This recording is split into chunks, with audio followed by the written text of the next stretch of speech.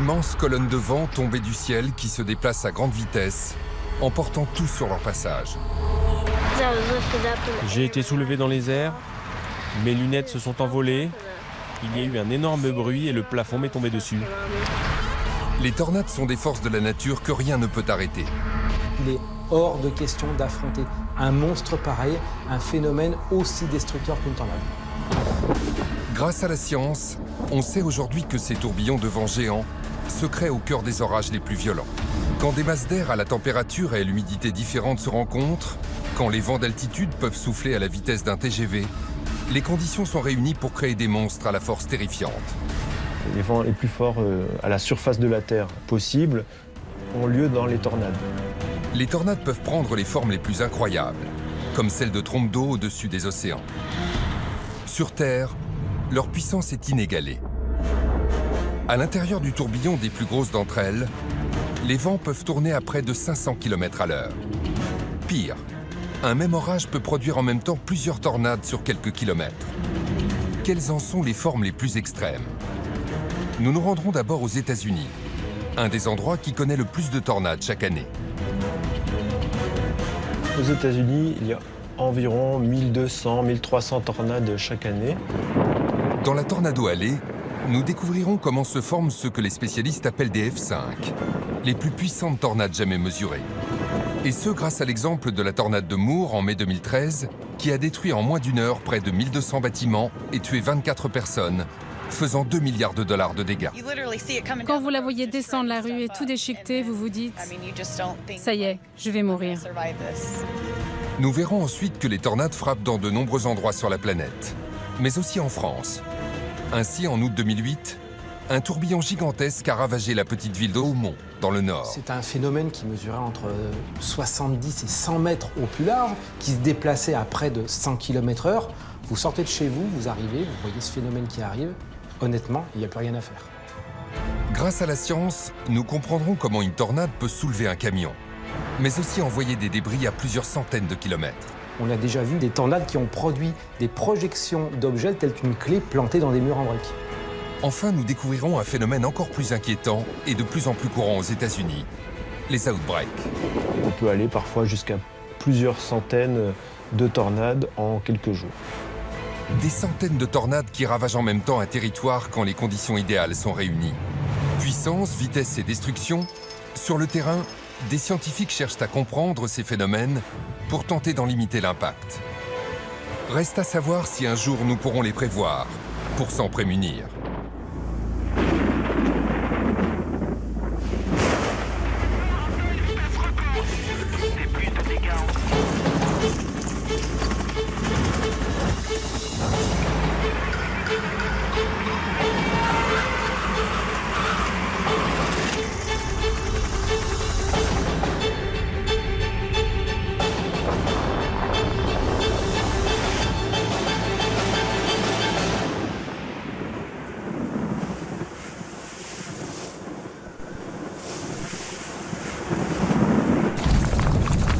Un ciel plombé par des nuages noirs comme l'enfer. Le bruit du tonnerre qui gronde. Quand tout à coup, une langue de brume jaillit au-dessous de l'orage. Elle prend la forme d'un entonnoir tout en tournant sur elle-même. En touchant le sol, elle devient une tornade qui détruit tout sur son passage. Tous les ans, elles font parler d'elle dans les médias. Elles fascinent par leur puissance qui semble incontrôlable et les nombreux dégâts qu'elles génèrent. Si le grand public sait peu de choses sur ces forces de la nature, les scientifiques ont percé la plupart des secrets de ces tourbillons géants venus du ciel. Mais alors, qu'est-ce qu'une tornade? Alors une tornade, c'est un tourbillon dans lequel règnent des vents extrêmement violents et qui prend naissance à la base de l'orage et qui descend jusqu'au sommet. Un immense aspirateur qui avale tout sur son passage et qui naît dans les plus puissants orages. Aujourd'hui, les spécialistes connaissent beaucoup de choses sur ce phénomène complexe et destructeur. Tout dépend de deux éléments naturels particulièrement puissants. D'un côté, l'instabilité météorologique. Quand des masses d'air que tout oppose s'entrechoquent, c'est là qu'apparaissent les tornades. De l'autre, le jet stream, un vent d'altitude parmi les plus puissants de la planète qui va protéger et amplifier les tourbillons géants. Pour percer les secrets des tornades, direction les États-Unis. Aux États-Unis, il y a environ 1200, 1300 tornades chaque année sur l'ensemble du territoire. Mais il faut savoir que les 2/3 de ces tornades se concentrent plus spécifiquement sur la Tornado Alley, une grande partie des plaines du centre et de l'est des États-Unis. Les États-Unis sont l'un des endroits les plus touchés par les tornades sur la planète. Dans ce pays de la démesure, 800 tornades en moyenne ravagent chaque année la Tornado Alley, l'allée des tornades. Sur ce territoire immense qui fait environ 3 millions de kilomètres carrés, soit 5 fois la taille de la France, non seulement il y a de nombreuses tornades, mais en plus elles sont parmi les plus destructrices. Ainsi, en mars 1925, une tornade exceptionnelle dévaste 3 États du centre des États-Unis. Elle bat un terrible record. Alors en 1925, on a assisté à ce que l'on appelle la Tri-State Tornado, c'est-à-dire une tornade qui a été la plus meurtrière de l'histoire des États-Unis, qui a quand même parcouru pendant 3h30 le pays sur une distance de 325 km. Le bilan de ce monstre sera de 695 tués.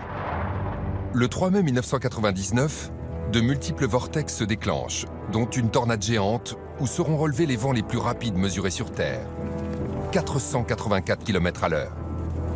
Le coût total des destructions sera estimé à près de 3 milliards de dollars. Fin mai 2013, la tornade la plus large de l'histoire est mesurée à El Reno, dans l'Oklahoma. Plus de 4 km à sa base, soit la superficie des 7 premiers arrondissements de la ville de Paris.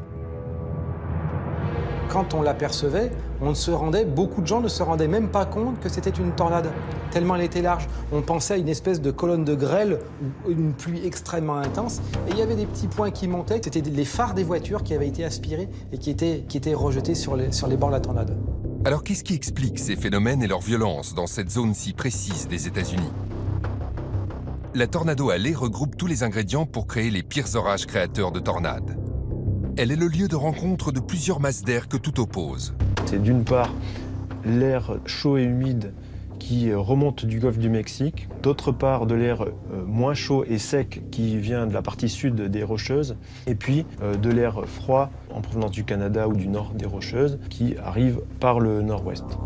C'est la rencontre de ces 3 masses d'air qui ont un taux d'humidité et de température différents qui est à l'origine de tout. Pourquoi? Tout commence avec le Soleil. La Terre étant ronde, les rayons solaires ont plus ou moins de distance à parcourir. Cela crée donc des zones où l'air est plus ou moins chaud. Ensuite, selon la température, l'air ne se comporte pas toujours de la même manière. Ce principe scientifique est bien connu des physiciens. C'est le principe de la convection thermique. La convection thermique, c'est le phénomène physique qui tente à provoquer des mouvements d'air dans l'atmosphère, ces mouvements étant générés par des différences de température. Avec la chaleur, l'air se dilate. Les molécules qui le composent vont s'écarter les unes des autres. Comme il y a moins de molécules, cet air chaud est plus léger. Au contraire, si l'air est froid, les molécules se resserrent les unes contre les autres. L'air froid sera plus lourd. Un phénomène qui combine température et humidité atmosphérique. Contrairement à ce qu'on pourrait croire, l'air humide est plus léger que l'air sec. Donc la masse d'air la plus légère dans l'absolu, c'est une masse d'air chaude et humide, contrairement à de l'air froid et sec qui va être, lui, très dense. C'est exactement ce qui se passe au-dessus d'une casserole où de l'eau est en train de bouillir. On voit la vapeur monter, et cette vapeur, c'est de l'air chargé d'humidité. Revenons à la Tornado Alley. L'air sec venu du sud-ouest des États-Unis, plus lourd, va passer sous l'air chaud et humide venu du golfe du Mexique. Il va le pousser vers le haut. En montant, l'air chaud va se refroidir et un autre phénomène va entraîner l'apparition des nuages, la condensation. Au bout d'un moment, cet air chaud et humide finit par se refroidir tellement que l'humidité qu'il contient se condense, forme des gouttelettes et donc un nuage d'orage. Ce nuage est appelé cumulonimbus. Et c'est dans son cœur que vont apparaître ce que les scientifiques appellent des cellules, c'est-à-dire des phénomènes orageux. Quand il n'y a qu'une cellule, l'orage est dit monocellulaire. C'est le cas des perturbations que nous connaissons chez nous l'été, des orages d'assez faible puissance. En revanche, certains orages sont particulièrement violents. Ce sont les orages supercellulaires. Ce sont eux qui créent les tornades. Et c'est ce qui s'est passé dans la ville de Moore en 2013, aux États-Unis. Le 20 mai 2013, une des pires tornades connues s'est abattue sur la cité de Moore dans l'Oklahoma. En 40 minutes, elle a parcouru près de 30 km, détruisant 1150 maisons et 2 écoles. Nous sommes exactement au cœur de l'épicentre. On voit clairement d'où elle est venue. Ceci est tout ce qui reste d'une des écoles, celle du petit Gabriel Wheeler. Et ce jour-là, David, son père, a vécu le pire moment de sa vie. On regardait les infos et j'ai compris que ça allait frapper directement l'école de mon fils. Au cœur du tourbillon, la vitesse des vents a été mesurée à 338 km/h. Rien ne peut résister à une telle violence. Les spécialistes ont alors classé ce monstre de vent en catégorie F5. En termes de destruction, une tornade F5 est ce qu'il y a de plus extrême. Donc ça veut dire des bâtiments, même les plus durs, qui peuvent être soit sévèrement endommagés, soit détruits. Le transport d'objets, bien évidemment, les véhicules qui s'envolent, les camions qui s'envolent. Les tornades sont classées selon l'échelle de Fujita-Person, de F0 à F5, selon les dégâts qu'elles provoquent et la vitesse des vents dans leur cœur. Alors F0, on va avoir des branches cassées, on va avoir de l'herbe couchée, éventuellement un petit hangar qui peut être endommagé, jusqu'à la F5 qui peut raser un bâtiment jusqu'aux fondations. Comparé à cette puissance, une F0 peut sembler ridicule.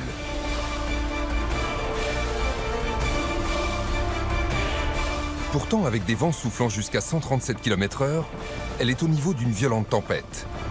Et une F1 qui souffle jusqu'à 177 km/h, c'est l'équivalent d'un ouragan. Cela montre bien que les tornades sont une des forces de la nature les plus violentes. Alors comment une F5 a-t-elle pu apparaître dans la ville de Moore en 2013 ? Alors, le 20 mai 2013, on avait les conditions, entre guillemets, classiques, le cas d'école d'une situation à fort risque tornadique, avec de l'air très chaud et humide qui remonte dans un flux de sud depuis le golfe du Mexique, et puis cet air plus sec aussi qui est arrivé par l'ouest du Texas. Donc voilà une situation classique, et donc un front orageux qui s'est formé à l'interface entre l'air sec et l'air humide, et en plein sur l'Oklahoma. Donc on a eu des orages supercellulaires, tornadiques particulièrement violents. Pour les scientifiques, tout repose sur le principe de convection. L'air chaud et humide est moins dense que l'air sec. Il pousse l'air chaud vers le haut. Et plus la différence d'humidité et de température est importante, plus la poussée va être forte, créant des vents ascendants très rapides. Dans le cas de la F5 de Moore, la différence entre l'air sec venu du Texas et l'air chaud et humide du golfe du Mexique est énorme. Celui-ci monte à la vitesse de 180 km/h. Cette vitesse, c'est de l'énergie brute. Dans le cas de Moore, elle s'élève à 5000 joules par kilo. Et 5000 joules par kilo, vu la taille de cet orage, cela équivaut à la puissance de la bombe nucléaire de Nagasaki. Et ce n'est pas tout, car c'est là que la troisième masse d'air présente dans la Tornado Alley va entrer en jeu. En plus des deux masses d'air venues du Texas et du golfe du Mexique, une autre plus froide descend depuis le Canada. La rencontre entre cet air froid du nord et l'air chaud du sud va créer un déséquilibre à cause des différences de pression. Nous l'avons vu, la température de l'air le rend plus ou moins lourd. L'air exerce donc plus ou moins de pression selon qu'il fait plus chaud ou plus froid à tel ou tel endroit. Or, la nature a horreur des déséquilibres. Elle va chercher à éliminer ces différences. On voit tout de suite que les régions chaudes sont plus légères, les régions froides sont plus lourdes, et donc ça va induire des mouvements d'air du froid vers le chaud pour rééquilibrer justement cette pression. D'une manière générale, ces mouvements d'air entre zones de pression différentes, c'est ce qu'on appelle le vent. Dans la Tornado Alley, ce vent va aller de l'air polaire, qui a plus de pression, vers l'air chaud qui en a moins. Là encore, la différence de température et donc de pression est tellement importante que ce courant, appelé jet stream ou courant jet, est particulièrement rapide. Ça peut aller de l'ordre de quelques dizaines de kilomètres/heure, parfois 90 km/h, mais jusqu'à des valeurs extrêmement importantes, de l'ordre de 320, 360 km/h. Et parfois, dans certaines situations, il a dépassé les 500 km/h. Ce jet stream circule en altitude. Et sa vitesse est si grande qu'il crée un phénomène d'aspiration de tout ce qu'il y a en dessous de lui. Lorsqu'il va passer sur les sommets de l'orage, il va littéralement l'aspirer encore plus haut et donner une capacité d'ascension verticale à l'orage bien plus importante. Le jet stream rend l'ascension de l'air chaud et humide si puissante que l'orage prend des proportions énormes en quelques minutes. Donc ça fait un énorme nuage qui part de 1 km d'altitude jusqu'à 10-15 km. Un nuage d'orage d'environ 14 km de haut. C'est près de 3 fois la hauteur du Mont Blanc. À Moore, en mai 2013, Ce nuage est devenu un monstre atmosphérique qui réunira bientôt toutes les conditions pour créer une tornade destructrice. Propulsé à très haute altitude, l'air chaud se refroidit rapidement, ce qui accentue le phénomène de condensation. Les gouttelettes vont grossir, il y a aussi des cristaux, des grêlons qui se forment, et donc c'est ça qui donne les fortes précipitations sous les orages. Un déluge s'abat. Toutes ces précipitations pourraient avoir un rôle très positif. Elles pourraient tomber sur l'orage et tuer son alimentation en air chaud. Bref, elles pourraient le faire disparaître. C'est ce qui se passe en temps normal. Mais pas quand il y a le jet stream, comme à Moore. Dès qu'il arrive en altitude, l'air chaud et humide est poussé par ce vent surpuissant. Et quand il se transforme en précipitation, celle-ci tombe à côté. En mai 2013, la tornade va se déclencher en quelques minutes. William Diggs se rappelle très bien de ce moment qu'il a vu naître sous ses yeux. Quand je regardais dans cette direction, je voyais les nuages tourner et la tornade prête à toucher le sol. Ce qu'a vu William est typique lors de la naissance d'une tornade. La colonne d'air ascendant est prête, protégée par des fortes précipitations. Il ne lui reste qu'à se mettre en rotation pour former une tornade.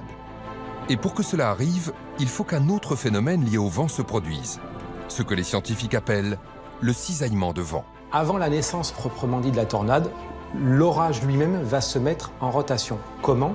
Tout simplement par un effet de cisaillement. Ce sont des vents de sens opposé qui vont commencer à entraîner une rotation du système orageux. Et c'est seulement après que la tornade va prendre naissance. Le cisaillement, c'est quand les vents ne vont pas dans le même sens à la surface de la Terre et en altitude. Ces vents opposés vont alors entraîner la rotation de l'orage en deux temps. Tout d'abord, l'air ascendant se met à tourner sur lui-même selon un axe horizontal. Les vents au sol le poussent dans un sens et ceux en altitude le poussent dans l'autre. Ensuite, comme l'air continue d'être très fortement aspiré par le haut, la rotation va se redresser et former une énorme colonne de vent ascendant et tourbillonnant. Ce tourbillon géant, qui peut avoir un diamètre variable, c'est entre 1 km et parfois 15-20 km pour les plus gros, s'appelle un mésocyclone. Et là, on va avoir cette rotation qui s'effectue et la colonne d'air chaud qui va monter. C'est quand il se met à tourner et que le mésocyclone apparaît que l'orage passe en classe supercellulaire. C'est ainsi que sont appelés les orages les plus dangereux. À partir de ce moment-là, les forces contenues dans l'orage peuvent se concentrer pour former une tornade particulièrement destructrice. C'est exactement ce qui s'est passé ce 20 mai 2013 dans l'Oklahoma. Les cisaillements sur l'Oklahoma ce jour-là étaient particulièrement favorables au renforcement de l'orage et donc de la rotation mésocyclonique. Et c'est ça qui a fait que cette tornade a pu se renforcer rapidement. À 14h56, une tornade apparaît à 7 km au sud-ouest de la petite ville de Newcastle. Au départ, elle n'est pas très puissante, classée en F0. Mais elle se déplace très vite et prend rapidement de la puissance. En 10 minutes à peine, elle avance de plus de 6 km et atteint la catégorie F4. Alors une tornade F4, c'est quand même un phénomène dont les vitesses des vents dans le vortex sont comprises entre 300 et 400 km/h approximativement. Et bien évidemment, sur des maisons qui sont américaines, composées essentiellement de bois, de préfabriqués et de placo, il est bien évident que les maisons sont littéralement soufflées. La tornade poursuit son chemin et traverse l'autoroute Interstate 35. Aux portes de la ville de Moore, elle dévaste un ranch, tuant une centaine de chevaux. Et alors qu'elle s'apprête à entrer dans la ville, elle passe en catégorie F5. Une tornade F5 sur une zone urbaine est la pire des situations, c'est la situation que l'on appelle catastrophique.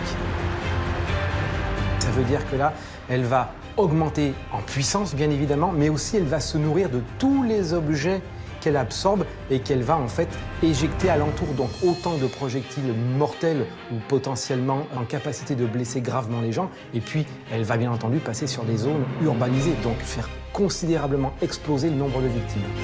Les habitants de Moore sont alertés par les médias. C'est la panique, car le monstre de vent fonce droit sur eux. Quand vous la voyez descendre la rue et tout déchiqueter, vous vous dites « Ça y est, je vais mourir ». La tornade fonce sur cette pharmacie. Les clients ont juste le temps de se calfeutrer dans la remise.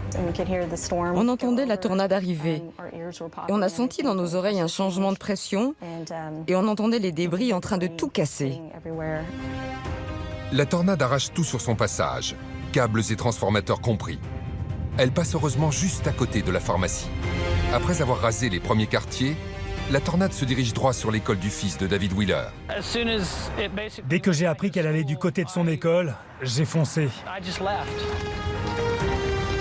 Impossible pour ce père de famille de rattraper la tornade qui fonce à près de 100 km/h. D'autant qu'un déluge s'abat sur la ville. Quand il arrive sur place, tout a été rasé. Quelques sauveteurs creusent dans les décombres. Pendant 3 heures, il va fouiller au milieu des gravats et finir par retrouver son fils. Le petit Gabriel est presque indemne. Un véritable miracle, car quand la tornade a frappé l'école, les vents mesurés en son centre atteignaient près de 340 km/h.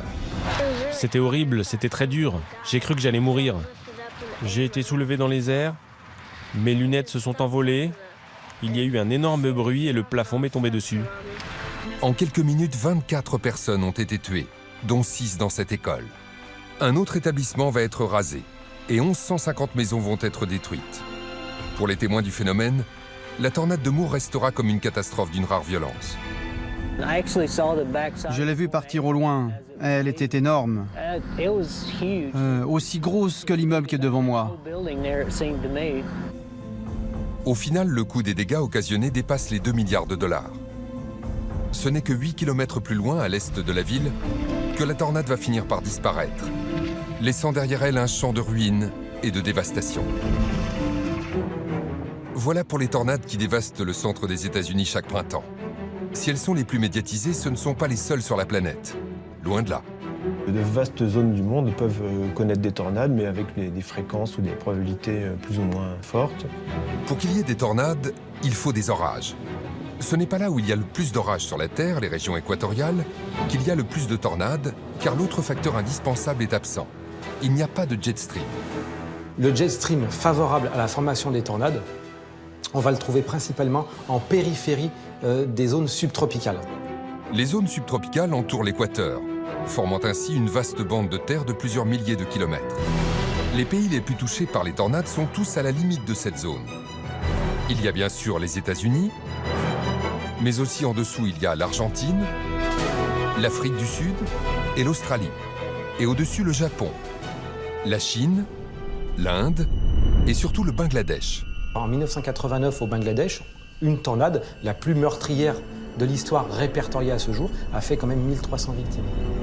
La tornade de 1989 était une F5 dont le vortex, c'est-à-dire le tourbillon, faisait 2,4 km de large, l'équivalent du pont de Millau. Et si elle a fait autant de victimes, c'est qu'elle a traversé plusieurs bidonvilles très habités. Il est presque impossible de connaître le nombre de tornades qui touchent chaque année ce pays, car beaucoup de zones sont très isolées. Mais certains spécialistes pensent qu'il y en a au moins autant qu'aux États-Unis, soit plus de 1000 par an. Le jet stream est très fort au Bangladesh. Et comme aux États-Unis, plusieurs masses d'air aux températures très différentes se rencontrent. D'un côté, l'air chaud et humide venu du golfe du Bengale, de l'autre, l'air glacial descendu de l'Himalaya. Vous avez des glaciers qui sont très froids et donc qui refroidissent un petit peu l'air qui est juste immédiatement à leur proximité. Et si c'est en altitude, l'air froid étant plus lourd que, on va dire, l'air ambiant en montagne, par exemple, en plein été, cet air froid qui est produit par le glacier, il va descendre dans la vallée. Encore plus incroyable, il y a même des tornades au-dessus de la mer. Les spécialistes les appellent des trompes d'eau. Et si elles sont très impressionnantes, elles sont moins puissantes que les tornades terrestres. Comme elles ont besoin que de l'air chaud soit poussé vers le haut par de l'air froid, afin qu'une colonne apparaisse et se mette à tourner. Pour qu'elle soit puissante, il faut que la différence de température entre air chaud et air froid soit très grande. Or, une des caractéristiques de l'océan limite cette différence. C'est ce qu'on appelle l'inertie thermique. L'océan, en fait, a une inertie thermique très importante et met beaucoup de temps à restituer la chaleur qu'il a pu emmagasiner, contrairement à la Terre, par exemple, qui sera en mesure de restituer cette chaleur beaucoup plus rapidement. Sur la terre ferme, la température peut augmenter de plusieurs dizaines de degrés en quelques heures à peine. Mais il faut beaucoup plus de temps sur la mer. Comme la mer dégage moins de chaleur, la différence avec l'air plus froid est moins forte. Et les tornades marines, les trompes d'eau, sont moins puissantes. Les tornades peuvent donc se former dans de nombreux endroits du monde, même en pleine mer. Qu'en est-il de l'Europe et plus particulièrement de la France? Aussi étonnant que cela puisse paraître, il y a beaucoup plus de tornades qu'on pourrait le croire. Donc en France, effectivement, contrairement à l'idée reçue, il y a des tornades, entre 150 en moyenne et 200 annuellement. dont la quasi-totalité sont heureusement des F0. Donc F0, ça veut dire de très faible durée et qui causent peu de dégâts, donc qui se remarquent au final très peu. Même si la plupart des tornades françaises sont de faible intensité, certaines ont pourtant été particulièrement ravageuses. On a eu 2 F5 en France officiellement répertoriées. Une en 1845 qui a traversé une partie de la Seine-Maritime en provoquant la mort de plusieurs dizaines de personnes et qui a aussi créé plusieurs centaines de blessés et de grosses destructions. Et une plus récente en 1967 dans le Pas-de-Calais qui a tué 6 personnes et là aussi a provoqué pas mal de dégâts. Le 24 juin 1967, un tourbillon géant de 250 mètres de large a tout ravagé pendant 25 km, entraînant la mort de 6 personnes. Un bilan dramatique mais qui aurait pu être pire, car la tornade n'a pas traversé de ville. Malheureusement, c'est ce qui s'est passé à moins de 100 km de là, le 3 août 2008. C'était à Hautmont, dans la banlieue de Maubeuge. Si on reprend le cas de la tornade de Hautmont, on a donc affaire à un phénomène qui est passé du statut de F0 à F4 relativement rapidement quand même. C'est un phénomène qui mesurait entre 70 et 100 mètres au plus large, qui se déplaçait à près de 100 km/h. En moins de 15 minutes, la tornade d'Hautmont a parcouru 19 km, tuant 3 personnes et occasionnant de nombreux dégâts. Une catastrophe rendue possible par les conditions météorologiques de ce jour d'été. Ce jour-là, le 3 août 2008, on a un front froid orageux qui s'est mis en place sur le nord du pays, avec de l'air chaud et humide qui remontait depuis le centre de la France. En altitude, on avait aussi un fort cisaillement avec un jet stream qui dépassait les 100 nœuds, donc proche de 180 km/h. Comme dans la tornado Alley, c'est la présence du jet stream et la rencontre de masses d'air de différentes températures qui va entraîner l'apparition d'une tornade.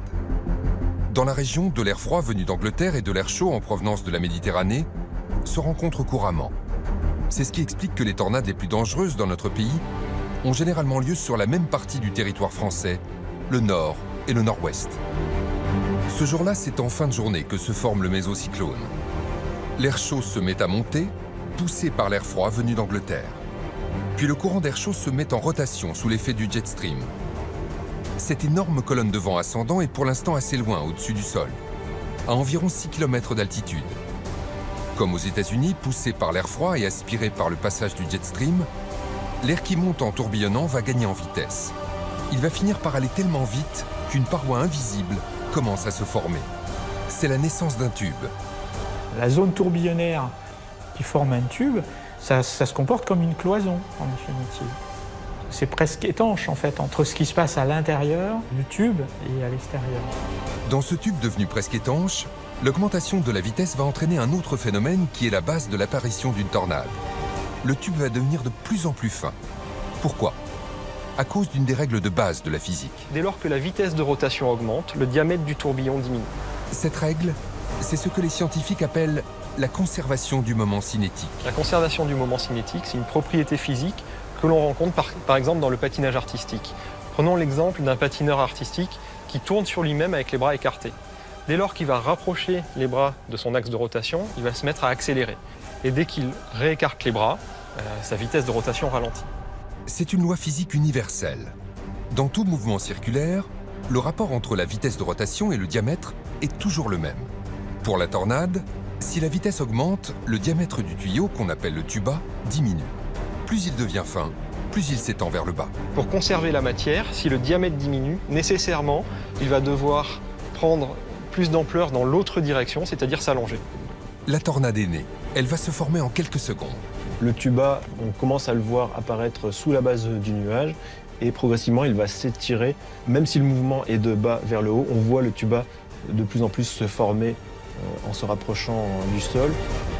Le 8 août 2008 à 22h28, la tornade touche le sol dans un champ situé à 8 km à l'ouest d'Hautmont. Cela fait quelques heures que l'orage gronde. Mais les habitants de la région ne peuvent imaginer le cataclysme qui va bientôt foncer sur eux. D'abord de faible intensité, elle se renforce passant de F0 à F4 en moins de 2 minutes et parcourant dans le même temps 3 km. Vous sortez de chez vous, vous arrivez, vous voyez ce phénomène qui arrive. Honnêtement, il n'y a plus rien à faire. La tornade se dirige à toute vitesse sur la rue du Vieux-Ménil, dans la commune de Boussières-sur-Sambre. À cette heure tardive, Jean-Christophe et Sophie Poulet étaient couchés dans leur chambre. Et ce n'est pas la tornade qui va les réveiller.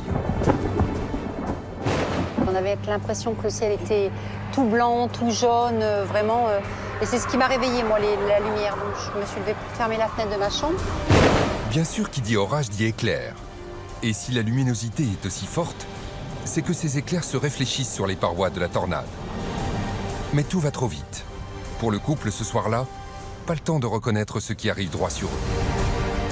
J'ai senti les murs, vraiment, une pression qui est arrivée sur la maison, mais c'était quelque chose d'énorme. En quelques secondes, tout va basculer. Et quand j'ai pris la poignée pour baisser le volet, la vitre a explosé. Et là, j'ai été propulsée, j'ai été projetée dans le couloir. Et là, je me suis sentie tomber et tout a commencé à me tomber dessus. Malgré la violence du choc, Sophie réalise que la fenêtre a explosé vers l'extérieur. Là encore, c'est la différence de pression qui est en cause. À cause de la vitesse des vents ascendants au cœur de la tornade, la pression est très basse à l'intérieur du tourbillon. Or, dans leur maison, la pression est tout à fait normale. La nature a horreur des déséquilibres. Donc l'air à l'intérieur de la maison va essayer de sortir pour rejoindre celui de la tornade. Ça doit s'équilibrer et donc ça engendre des forces sur les parois de la maison. Si ces forces sont trop grandes, les points les plus faibles de la maison vont partir en premier. Ça va être les fenêtres qui vont être attirées à l'extérieur, puisqu'il y a une pression plus faible à l'extérieur.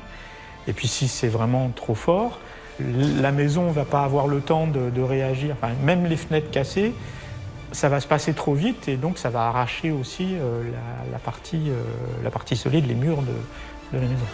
C'est exactement ce qui est arrivé à la résidence du couple ce 8 août 2008. Je tournais ma tête vers le ciel. Je savais même pas que j'avais perdu ma toiture.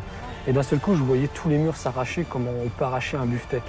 À la puissance destructrice engendrée par la différence de pression, vient s'ajouter la très forte aspiration de la tornade. En quelques secondes, la maison est détruite. Et là, je me suis retrouvée sur la maison. La maison, elle était sur 1 mètre de hauteur. Et je me suis retrouvée debout sur la maison. Jean-Christophe est blessé au pied. Mais lui et sa femme sont vivants, miraculés. La tornade s'éloigne, mais une seconde catastrophe va s'abattre sur eux. Et là, à ce moment-là, des trombes d'eau se sont mises à tomber. Mais alors, infernal, quoi. J'ai jamais vu ça. À une force. L'air chaud et humide aspiré par la tornade s'est refroidi et s'est condensé pour former des gouttes. Si elles étaient tombées sur place, elles auraient tué l'orage en noyant son alimentation en air chaud. Mais malheureusement, comme aux États-Unis, le jet stream a décalé ces nuages chargés de pluie. Les cisaillements de vitesse vont pousser la zone de précipitation à l'extérieur de la colonne d'alimentation en air chaud. De cette façon, la tornade, elle peut perdurer et elle peut toujours continuer à se nourrir en carburant. À Aumont, en 2008, les nuages chargés de pluie ont été poussés. Ils font tomber des tonnes d'eau et forment un déluge qui suit de près la tornade. Heureusement pour les habitants, il ne s'agissait que d'eau liquide et non pas de grêle, car la grêle peut être particulièrement destructrice. Dans un orage, la taille des grêlons peut être très variable. Les plus gros, par exemple, faisaient une vingtaine de centimètres, c'est la taille d'un melon, en gros, et on avoisine le kilo. En effet, quand le courant d'air chaud et humide se condense en haute altitude, l'eau peut geler. Si ce courant est assez fort, il va continuer à faire monter de l'eau assez longtemps pour que les grêlons grossissent avant de finir par tomber du fait de leur poids. Dans la banlieue d'Aumont, le 8 août 2008, la tornade continue sa course et se dirige vers la ville. Sur son chemin se trouve une petite forêt, le bois de Fay. Un tel obstacle avec des centaines de grands arbres peut-il freiner sa course? C'est exactement l'inverse qui va se produire. La zone de dégâts de la tornade s'élargit, passant de 100 à plus de 200 mètres de large. Pourquoi? À cause des vents violents qui se trouvent à sa base, ce que les spécialistes appellent le buisson de la tornade. Ce que l'on appelle le buisson de la tornade, c'est cette zone d'aspiration où on va retrouver la majeure partie des objets, des poussières et de tous les éléments aspirés qui gravitent autour du vortex. En entrant dans la forêt, la tornade arrache de nombreux arbres, qui vont tourner avec elle, occasionnant à leur tour de nouvelles destructions. Sa zone de dégâts devient alors beaucoup plus large. Et ce n'est pas tout. Des vents violents peuvent s'ajouter au tourbillon principal. Et pour ça, il suffit qu'il y ait un chemin forestier. Ce chemin bordé d'arbres va se comporter comme un goulet d'étranglement pour le vent. Le vent qui arrive aux abords d'une forêt n'a d'autre choix que de passer par des espaces plus restreints. Et en fait, pour conserver son débit, eh bien, il va devoir accélérer sur des espaces comme un chemin forestier, par exemple, ou entre les arbres.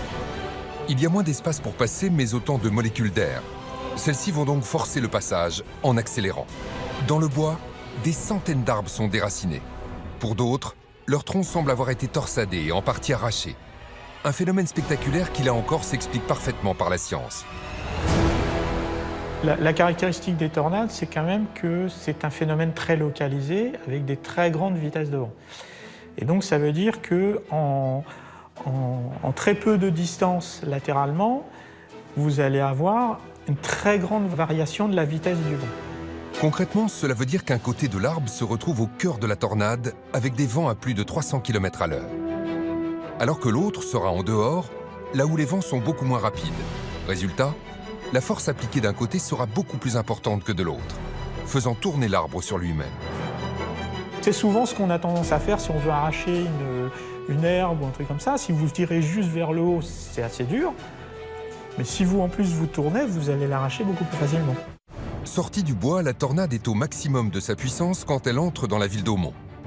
Elle passe à côté d'un stade et se dirige droit sur un lotissement. Ça venu par là, ça venait comme ça. C'est pour ça que tout ce qui est maison comme ça a été balayé. Et tout ce qui est comme ça, ils ont été moins atteints. De nombreuses maisons sont très endommagées. La panique est totale.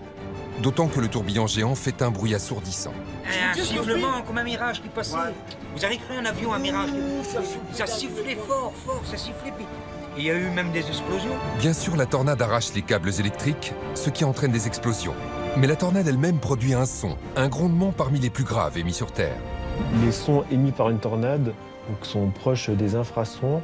Ils sont émis par les vibrations ou les mouvements au sein de la tornade ou la friction entre la tornade et l'air environnant. Le vent tourbillonnant forme la paroi d'un gigantesque tube qui tourne très vite sur lui-même. En tournant, il frotte l'air qui est autour jusqu'à produire des sons extrêmement graves. À cela s'ajoutent aussi les sons provoqués par les débris projetés dans tous les sens. Encore plus incroyable, cet homme a pu constater l'énorme puissance de la tornade. J'ai vu le camping-car bouger, la montée. Il était à l'intérieur du véhicule quand le drame a eu lieu.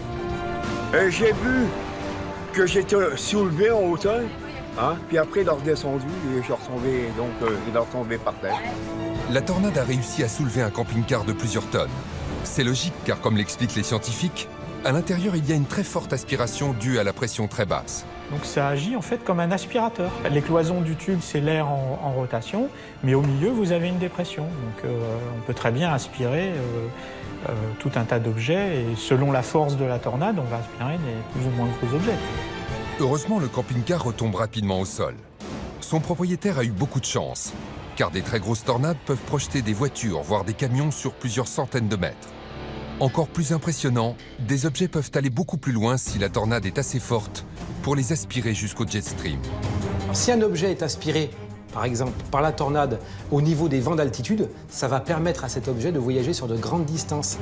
Certains objets ont ainsi été retrouvés à plusieurs centaines de kilomètres, poussés par ce vent qui peut atteindre 500 km/h. À Hautmont, la tornade continue sa course et se rapproche de l'hôpital. Comme on le voit parfaitement sur ces images, elle va détruire la moitié du toit, réalisant ainsi une découpe quasi chirurgicale. Qu'est-ce qui explique cette coupure aussi nette? Pourquoi une tornade détruit tout à un endroit en ne faisant même pas tomber les objets à quelques dizaines de centimètres de là? L'explication tient encore une fois dans la différence de pression qu'il y a entre le cœur de la tornade et celle dans le bâtiment qui va être touché. L'air qui est dans l'immeuble va tenter de sortir pour aller remplir le vide dans le vortex. Et pour ça, il va détruire tout ce qu'il y a sur son passage, mais rien d'autre. On peut très bien arracher la moitié d'une maison. Une fois qu'elle est complètement ouverte, il n'y a plus de danger puisque les pressions vont être équilibrées entre l'intérieur et l'extérieur. Donc d'où le phénomène qui peut être effectivement très localisé comme ça. Plus de différence de pression, donc plus de dégâts. La tornade est passée en laissant des édifices détruits à moitié. Pour autant, le danger reste omniprésent, d'autant que le monstre de vent avance de façon totalement imprévisible. Alors on a déjà vu des tornades qui par exemple évoluaient à 30 km/h en vitesse de déplacement, qui tout à coup ont accéléré, sont passés à des vitesses bien plus importantes, pas loin des 100 km/h, et qui parfois tournent quasiment à angle droit. Donc vous êtes dans la maison, vous voyez le phénomène qui arrive sur vous, vous vous dites dans 5 minutes je suis mort, et là, la tornade tourne et passe en fait sur la maison du voisin. Qu'est-ce qui explique la trajectoire d'une tornade? Les scientifiques ont identifié plusieurs facteurs mais ne connaissent pas encore précisément son fonctionnement. Elle va se déplacer pour tout un tas de raisons qui nous sont pour la plupart inconnues, mais en tout cas, en fonction de la nature du sol sur lequel elle va évoluer, en fonction du nombre de débris qu'elle va avaler, en fonction de l'humidité de l'air dans la zone où elle évolue, et de tous ces facteurs qui font que la tornade peut en tout cas avoir une capacité d'évolution qui est totalement propre à elle-même, mais en plus, totalement imprévisible. Dans le nord de la France, la tornade a déjà parcouru 12 km et va encore avancer de près de 7 km en faiblissant. Ce n'est qu'après avoir traversé au Mont puis Maubeuge qu'elle va finir par disparaître, juste avant la frontière avec la Belgique. Qu'est-ce qui explique cette disparition? Ce sont les précipitations qui accompagnent l'orage, qui vont finir par l'étouffer. La phase d'affaiblissement d'une tornade, c'est lorsque les précipitations commencent à trop entourer la zone d'ascendance et à couper l'alimentation en air chaud et humide et à déstructurer la rotation de l'orage. Si les pluies encerclent complètement la tornade, l'air chaud et humide qui l'alimente n'arrive plus à passer et la tornade finit par disparaître. Voilà pour le vortex d'Aumont, qui en un quart d'heure aura coûté la vie à 3 personnes et en aura blessé une quinzaine. Plus de 1000 bâtiments ont été endommagés, dont 250 rendus inhabitables et 2 totalement détruits. Cette tornade est désormais à la 3e place des plus dangereuses qu'ait connue notre pays. Et ce jour-là, à l'échelle européenne, elle n'a pas été un incident isolé. La ligne de rencontre de la masse d'air froid venue d'Angleterre, avec celle plus chaude du sud, a créé de nombreux orages supercellulaires en même temps. 2 tornades ont été repérées en Hollande et 2 autres en Allemagne, où 3 trombes marines se sont aussi formées. Heureusement, ces 7 autres tourbillons n'ont pas fait de dégâts. Cela montre que quand les conditions nécessaires à la création d'orages supercellulaires sont réunies, plusieurs peuvent se déclencher en même temps. C'est ce que les scientifiques appellent un outbreak. On peut avoir parfois des séquences d'orages violents qui produisent de nombreuses tornades. Ça peut aller parfois jusqu'à plusieurs centaines de tornades en quelques jours. Un outbreak, c'est ce qui s'est passé du 22 au 31 mai 2008 dans la Tornado Alley aux États-Unis. 239 tornades se sont formées sur cette courte période, dont 170 les 3 premiers jours. Et si autant de catastrophes se sont produites en aussi peu de temps, c'est que les conditions pour que de nombreux orages supercellulaires se forment étaient incroyablement réunies. D'une part, un gros différentiel de température, des masses d'air opposées, un courant jet stream en altitude et puis des vents sens contraire. Les scientifiques nous le rappellent. Pour qu'un orage passe en catégorie supercellulaire, c'est-à-dire créateur de tornades, certains éléments sont indispensables. Il faut d'abord que de l'air chaud et humide rencontre de l'air plus froid. Moins lourd que ce dernier, l'air chaud va se transformer en vent ascendant de plus en plus rapide. Il faut ensuite qu'un vent puissant en altitude souffle en direction opposée des vents qui sont proches du sol. Il va mettre en rotation l'air chaud qui monte à grande vitesse, créant une colonne de vent tourbillonnant. Cette colonne est à la base très large, puis elle va se concentrer et un début de tornade va apparaître à la base du nuage d'orage et va descendre jusqu'à toucher le sol. Le 22 mai 2008, en début de journée, dans le centre de la météorologie américaine dédié aux tornades, les prévisionnistes sont en alerte maximum car ils ont repéré des orages particulièrement violents.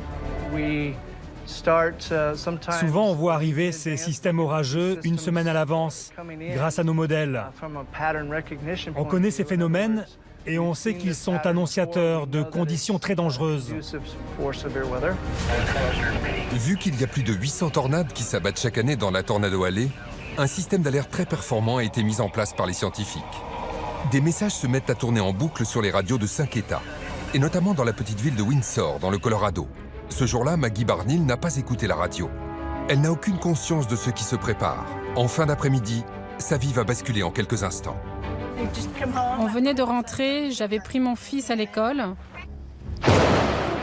On a mangé une soupe et on venait de finir quand l'électricité s'est éteinte et de la grêle s'est mise à tomber. À 18h26, la tornade s'est formée à 35 km au sud de la ville.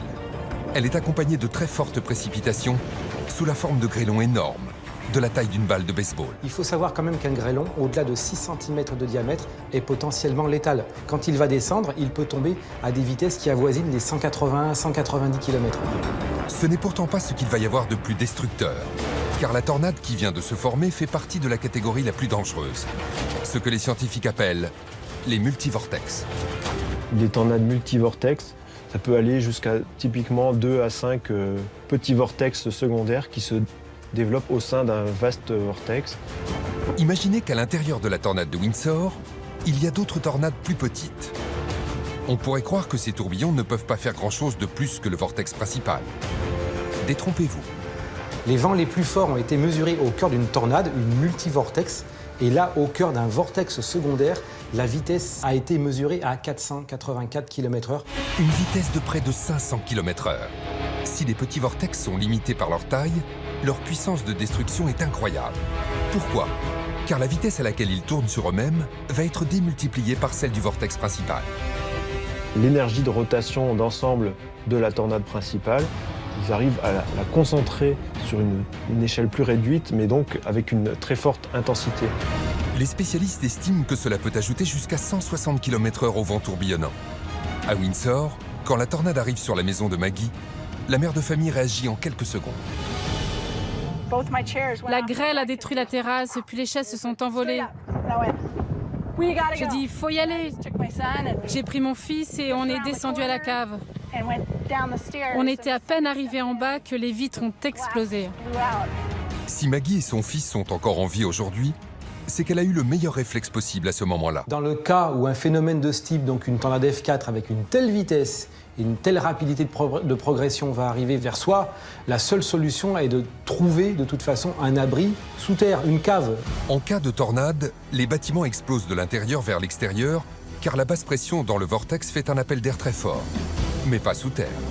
La tornade, si elle arrive vraiment dessus, on va subir uniquement la partie aspirateur vertical. Heureusement, la tornade passe rapidement et n'a pas le temps d'emporter Maggie et son fils. À quelques centaines de mètres de chez elle, les dégâts sont encore plus impressionnants. On était dans l'abri et on a entendu des énormes bruits, comme si tout nous tombait dessus. C'était bruyant, tellement bruyant. Preuve de l'importance de se réfugier sous terre, la maison de cette habitante a été entièrement détruite. Elle en est sortie vivante grâce à un abri anti-tornade qu'elle a fait construire. Les habitants de la Tornado Alley, très habitués à ces forces de la nature, sont souvent bien équipés. Ils savent comment réagir et s'ils sont surpris loin de chez eux, ils se réfugient dans les sous-sols des hôtels ou des grands magasins. À Windsor, la tornade va continuer son chemin pendant encore plus de 20 km. Le bilan de ce terrible outbreak sera au final monstrueux. Des milliers de véhicules et de bâtiments détruits, 13 morts, plusieurs milliards de dollars de dégâts. Les tornades peuvent donc prendre de multiples formes. Les spécialistes ont même observé des tornades de feu. Ça va être l'air très chaud qui est emporté par les flammes et en montant brutalement, il va se mettre en rotation. Pour les scientifiques, les tornades de feu ne sont pas de la même famille car elles ne sont pas reliées à un orage. Elles dépendent cependant elles aussi des différences de pression nées des différences de température. Pour compenser en fait les écarts thermiques, l'atmosphère se met à tourbillonner pour ramener du chaud vers le froid et du froid vers le chaud. Et donc ça fait un tourbillon qui s'emballe parfois. Il peut même parfois quitter la zone de feu d'origine et se déplacer à l'extérieur. Reste à savoir si on arrivera un jour à prévoir les tornades à l'avance pour s'en prémunir. Déjà, les spécialistes disposent de nombreux outils pour reconnaître les orages potentiellement dangereux.